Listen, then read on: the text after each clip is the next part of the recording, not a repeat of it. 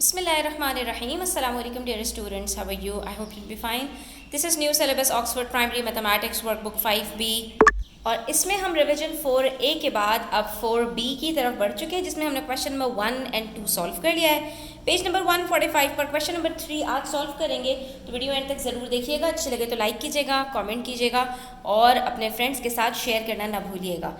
यहाँ पर आपसे कहा जा रहा है in the parallelogram shown as you can see here we have a parallelogram, और वो कहते किसको हैं, जिसके ऑपोजिट साइड्स आपके पास पैरेलल हों। ठीक है, तो अब इसके अंदर आपसे पूछ रहे हैं एक property which angle is equals to angle a. आप देख सकते हो यहाँ पर आपके पास एंगल ए है और आपसे पूछ रहे हैं कि इसमें और कौन से एंगल जो 3 दिए हुए हैं उनमें से एंगल ए के इक्वल कौन सा एंगल होगा। तो बच्चों ये बात हम अच्छी तरह से सीख चुके हैं कि पैरेललोग्राम के अंदर जो ऑपोजिट एंगल्स होते हैं वो हमेशा इक्वल होते हैं।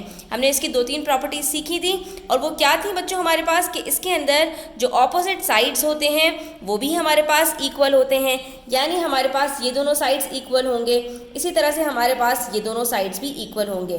फिर पैरेललोग्राम की एक प्रॉपर्टी ये होती है कि 2 पैरेलल लाइंस के बीच में बनने वाले 2 एंगल्स का सम हमेशा 180 डिग्री के इक्वल होता है, यानी एंगल सी और डी 180 डिग्री के बराबर होंगे। इसी तरह से ए और डी भी 180 डिग्री के बराबर होंगे, ये दोनों भी 180 के बराबर होंगे और ये दोनों भी 180 के बराबर होंगे। और इसी तरह पैरेललोग्राम की एक प्रॉपर्टी ये भी होती है कि इसके ऑपोजिट एंगल्स हमेशा इक्वल होंगे। ठीक है, तो हम यहाँ पर कह सकते हैं angle a is equals to angle c. और क्यों? क्योंकि यहाँ पर हम ये बता सकते हैं कि ये हमारे पास ऑपोजिट एंगल्स हैं and opposite angles of a parallelogram are always equal to each other. ठीक है, तो ये चीज़ हमने यहाँ पर सीख ली है। इसी तरह से हमारे पास यहाँ पर क्वेश्चन नंबर 4 है which says in the figure a b and c d are straight lines. आप देख सकते हो ये ए बी है और ये सी डी है और ये दोनों स्ट्रेट लाइन्स हैं और ये एक पॉइंट पर मीट भी कर रही हैं। फ़ौरन से अपने दिमाग में आपको क्रॉस बनते ही वर्टिकली ऑपोजिट एंगल्स को जहन में लेकर आ जाना है, जिसके अंदर हमारे पास अगेन जो ऑपोजिट एंगल्स होते हैं वो इक्वल होते हैं। ठीक है, और यहाँ पर आपसे पूछा जा रहा है कि एंगल बी ई डी, ये बेड नहीं है बच्चों, ये बी ई और डी, ये वाला जो आपके पास एंगल है ये कितना होगा। तो बच्चों ये हम कैसे पता लगा सकते हैं, ये हम ऐसे पता लगा सकते हैं कि अगर मुझे इसका वर्टिकली ऑपोजिट एंगल पता चल जाए, और वो क्यों पता चल जाए, क्योंकि वो हमारे पास एक ट्रायंगल के अंदर आ रहा है जिसमें एक एंगल हमें पहले ही पता है डब्बे की सूरत में वो 90 डिग्रीज है और दूसरा एंगल भी हमें पता लग सकता है क्योंकि वो एक स्ट्रेट लाइन के ऊपर हाफ एंगल गिवन है।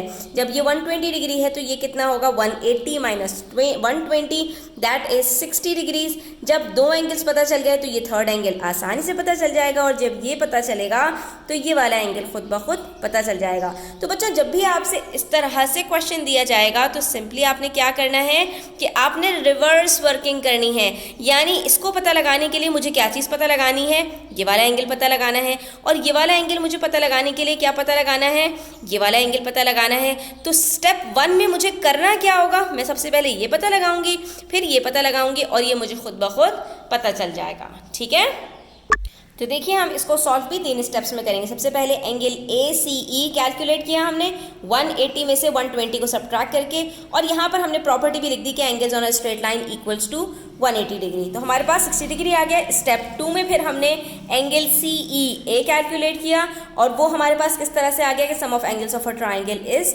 180 डिग्री। तो यहाँ पर ये हमारे पास 30 डिग्रीज आ गया। उसके बाद फिर हमारे पास थर्ड स्टेप था जिसके अंदर हमने कहा कि हमारे पास ये एंगल बी ई डी जो आपने पूछा है वो कितना है, तो वो हमारे पास बराबर है एंगल सी ई ए के, क्योंकि दोनों वर्टिकली ऑपोजिट एंगल्स हैं और वो हमारे पास 180 में से जब हमने सब्ट्रैक्ट किया 60 और 90 को तो 30 डिग्री आया था, इसलिए ये भी हमारे पास 30 डिग्रीज ही होगा और ये हमने यहाँ पर अपना आंसर लिख दिया।